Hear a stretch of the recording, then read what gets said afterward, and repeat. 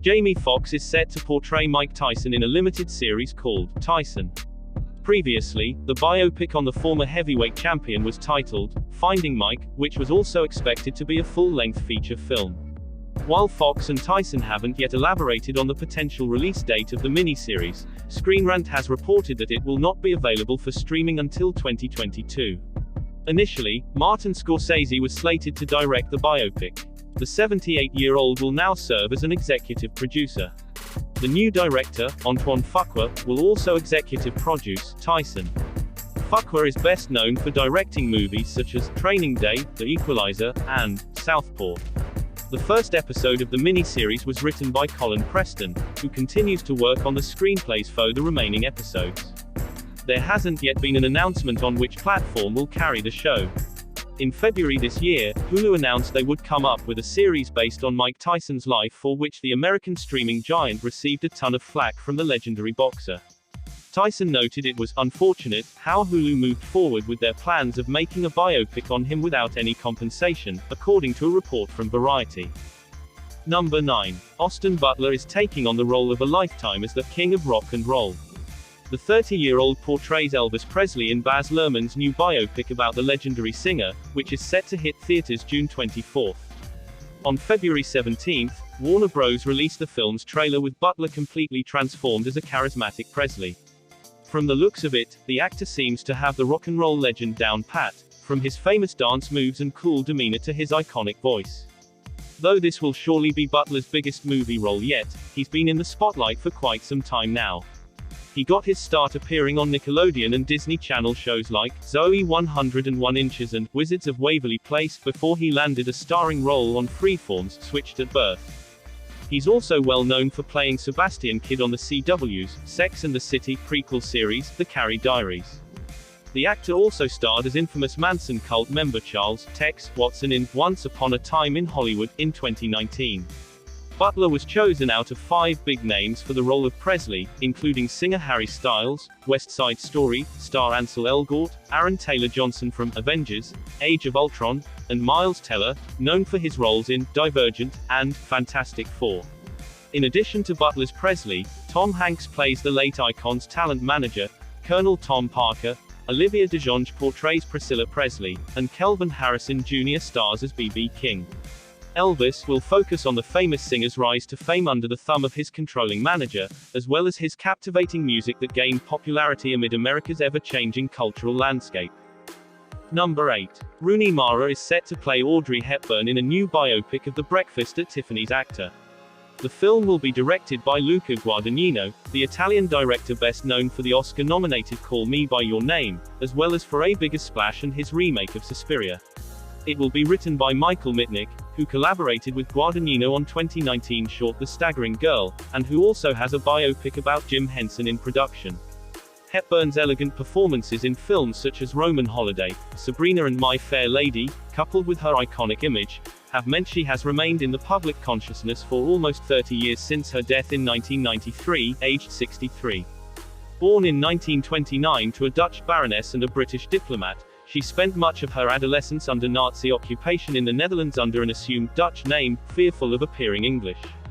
However, she also performed in dance recitals to fundraise for the resistance and transferred messages in her ballet shoes. After training as a dancer, she was spotted in 1950 on a beach in Monaco by the French author Colette, who cast her as the lead in the Broadway transfer of her novella Gigi. 2 years later, Hepburn won an Oscar, a BAFTA and a Golden Globe for Roman Holiday, beginning a remarkably successful screen career, from which she largely retired 14 years later, to raise her family and work for UNICEF. Mara, 36, was Oscar-nominated for her role in Todd Haynes' romance Carol, and also starred in David Fincher's remake of The Girl with the Dragon Tattoo, Lion, Her and Mary Magdalene. Number 7. Chris Evans is set to star as Hollywood icon Gene Kelly in a new film, based on an idea put forward by the Captain America star himself. According to Deadline, the film will not be a biopic of Kelly but will instead tell the story of a 12-year-old boy who works on the MGM lot in 1952 and has an imaginary friendship with the singer in the Rain star. Evans is also expected to serve as a producer on the film alongside Mark Kasdan and Rian Johnson, while the script will be penned by 3-time Academy Award nominee John Logan, whose previous work includes Gladiator, The Aviator and Bond flicks Skyfall and Spectre. Since making his final MCU appearance in Avengers: Endgame, Evans has had a starring role in Knives Out and appeared in cameo roles in two high-profile 2021 releases, making brief appearances in both Free Guy and Don't Look Up. Next up, he's voicing Buzz Lightyear in Pixar's latest film Lightyear and will play a lead alongside Ryan Gosling in the Russo brothers' upcoming Netflix action thriller The Gray Man, which is set to be released later in 2022. Number 6. Spider-Man star Tom Holland is swapping his web shooters for dancing shoes. The 25-year-old officially confirmed that he'll portray legendary actor, dancer and singer Fred Astaire in an upcoming biopic for Sony. In a recent profile for GQ, Oscar-nominated producer Amy Pascal teased that she wanted Holland for the part of Astaire in the forthcoming movie, as well as another trilogy of Spider-Man films.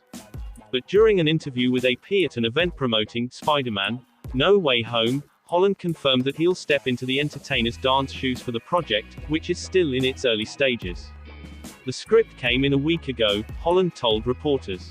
I haven't read it yet, they haven't given it to me. Pascal has received the script though, Holland noted. She FaceTimed me earlier. I was in the bath, he said with a laugh. And we had a lovely FaceTime, but I will be playing Fred Astaire. News that Holland will take on the persona of the iconic song and dance man comes as little surprise, given his own background as a performer. Holland began his acting career on the London stage, playing the title role in Billy Elliot the Musical on the West End from 2008 to 2010. Then there's the now viral clip of Holland performing on Lip Sync Battle in 2017, where he sang and danced to a mashup of Singin' in the Rain and Rihanna's Umbrella. Sure, that number was Gene Kelly's showcase in the 1952 musical, but it certainly got the point across that Holland's dance skills were undeniable. Touted as one of the greatest popular music dancers of all time, Astaire starred in more than 30 film musicals, in addition to his stage career on Broadway and the West End over the course of a 7-decade career. Astaire is usually remembered for his pairings with Ginger Rogers, who starred in several films with him, including the classics Swing Time, The Gay Divorcee, and Top Hat. Number 5. Mr. America is one of the greatest wrestlers of all time. He spent decades captivating America with his scintillating performances and outstanding ability on the mic. Therefore, it was vital that an actor was cast who could do Hogan's remarkable career justice. In steps the sublimely talented Hemsworth. The muscular star who perfectly embodied the monstrous hammer-wielding Thor looked like the perfect man to bring the wrestler to life. Upon the announcement, the Australian began fiercely training for the role. He told Total Film as per the Evening Standard, as you can imagine, the preparation for the role will be insanely physical. I will have to put on more size than I ever have before, even more than I put on for Thor. There is the accent as well as the physicality and the attitude. I will also have to do a deep dive into the rabbit hole of the wrestling world, which I'm really looking forward to doing. He intends on spending long periods around the sportsman to develop the skills necessary to deliver the best performance possible. However, over a year later, fans are still waiting for updates. The cast is under wraps, although we know that Eric Bischoff is an executive producer for the project. As per Netflix Junkie, we're still waiting for production to begin. This means there's a long road ahead until we get a release date. Films often take significantly longer to put together than first expected. They sometimes take upwards of a decade. Plans often change, and the cast seldom remains the same. So, after all this time, fans are concerned whether the 38-year-old actor is still playing the role. With the movie not coming out for the foreseeable future, fans will have to just enjoy the ride as they watch this project gradually come to life. Number 4. Netflix's fictionalized telling of Marilyn Monroe's life starring Ana de Armas will now release in 2022. Directed by Andrew Dominic, the assassination of Jesse James by the coward Robert Ford, who also adapted the novel by Joyce Carol Oates, Blonde was one of the year's most anticipated films by industry insiders and consumers. A specific release date in 2022 has not been set yet. In development since 2010, actresses like Jessica Chastain and Naomi Watts were once attached to the project. Cannes Film Festival director Thierry Frémaux stated in an interview with Deadline that he had invited Blonde to screen out of competition at this year's festival, but Netflix declined. Cuban actor de Armas has been a rising star in Hollywood for the past few years with memorable roles in Blade Runner 2049 and Knives Out, for which she received a Golden Globe nomination. The film will also star Oscar winner Adrien Brody, the pianist, Emmy nominee Julianne Nicholson, HBO's Mayor of Easttown, and Emmy winner Bobby Cannavale, HBO's Boardwalk Empire. Blonde is produced by Dede Gardner, Jeremy Kleiner, Tracy Landon, Brad Pitt and Scott Robertson. No official future release date has been set for Blondie. Number 3. Cillian Murphy is headlining Christopher Nolan's film Oppenheimer, which focuses on the American theoretical physicist who helped develop the atomic bomb during World War II. Irish star Cillian Murphy says his focus with upcoming Christopher Nolan directorial Oppenheimer is to understand who Robert J. Oppenheimer was in real life without going into the mechanics of how an atom bomb is created. Murphy, who previously worked with Nolan on 3 Dark Knight films as well as Inception and Dunkirk, is headlining the film. During an interview with The Guardian, the 45-year-old actor said he has been doing an awful lot of reading to play the part. I'm interested in the man and what inventing the atomic bomb does to the individual. The mechanics of it, that's not really for me. I don't have the intellectual capability to understand them, Murphy said. The actor said he has always been fascinated by contradictory characters like Oppenheimer and Thomas "Tommy" Shelby, his character from hit TV series Peaky Blinders. Talking about his creative partnership with Nolan, the actor said he is always ready to collaborate with the filmmaker, without even bothering about the length of the role he is offered. I'll always turn up for Chris, whatever the size of the part. Chris will call me up and I'm there. Isn't it wonderful that filmmakers are still making challenging, demanding films within the studio system, shot on film rather than IMAX? I think he's flying the flag. Him, Paul Thomas Anderson and Quentin Tarantino, are fantastic filmmakers making interesting work on a massive scale, Murphy added.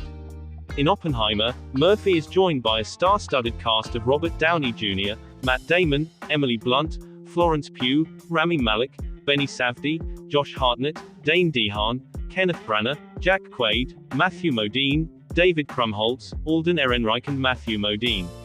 Nolan has adapted the film to screen. His creative partner and wife Emma Thomas will produce Oppenheimer with Charles Roven of Atlas Entertainment. The movie is slated to be released in theaters by Universal on July 21, 2023. Number 2. Timothée Chalamet is in talks to play Bob Dylan in the FOXX Searchlight film, Going Electric, directed by Ford vs. Ferrari filmmaker James Mangold. The movie will follow Dylan as he rises in fame on his way to become a folk music icon. The news comes after a busy year for Chalamet, who most recently appeared in Dune and a Netflix film Don't Look Up. For Mangold, it would be his second telling of the rise of a musical icon of the 60s and beyond, after 2005's Walk the Line, which starred Joaquin Phoenix as Johnny Cash and earned Reese Witherspoon a Best Actress Oscar for her portrayal of June Carter Cash. Most recently, Mangold scored rave reviews for Ford vs. Ferrari, which stars Matt Damon and Christian Bale and tells the true story of the automotive team at Ford, as they build a race car in an attempt to beat the legendary Ferrari at the prestigious Le Mans race. He previously directed and co-wrote the critically acclaimed Logan, which went on to become the first live-action superhero movie to be nominated for screenwriting at the Academy Awards. The last film to dramatize Dylan's life, albeit in highly surreal fashion, was 2007's I'm Not There, a feature from Todd Haynes that was more fantasia than biopic, with 6 actors playing different facets of Dylan's public persona: Christian Bale, Cate Blanchett, Marcus Carl Franklin, Richard Gere, Heath Ledger, and Ben Whishaw. Dylan was on movie screens as well as home video in 2019 with Netflix's Martin Scorsese-directed Rolling Thunder Review, which documented and played with the reality of the musician's 1975 tour, via old and new footage. Before that, Martin Scorsese directed the more straightforward documentary, No Direction Home, which covered the mid-60s period when Dylan indeed went electric, which, Mangold's title indicates, will likely a focus of his dramatization as well.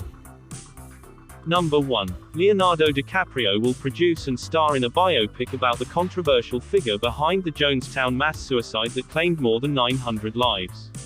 Hollywood is drinking Leonardo DiCaprio's Flavor Aid once again, as the Oscar-winning producer star is set to play cult leader Jim Jones in a new biopic about the controversial figure's life.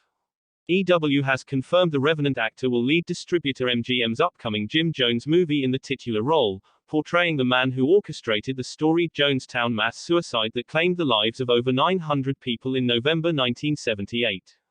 BAFTA-nominated high-fidelity and Venom writer Scott Rosenberg penned the film's script, which Deadline reported will chronicle Jones' influence as a religious leader who founded Indianapolis People's Temple in 1955 before outright rejecting traditional Christianity and claiming to be God himself. He then constructed Jonestown in Guyana in 1974, and recruited a cult following to live with him in a socialist escape free from governmental control. After killing U.S. government representative Leo Ryan, who fronted a delegation sent to investigate Jonestown, Jones orchestrated a massive murder-suicide that involved hundreds of his followers, many of them children, drinking flavor aid mixed with cyanide. DiCaprio, who will produce Jim Jones through his Appian Way company alongside Jennifer Davison, next appears opposite Jennifer Lawrence and Meryl Streep in Netflix's prospective awards contender Don't Look Up from director Adam McKay.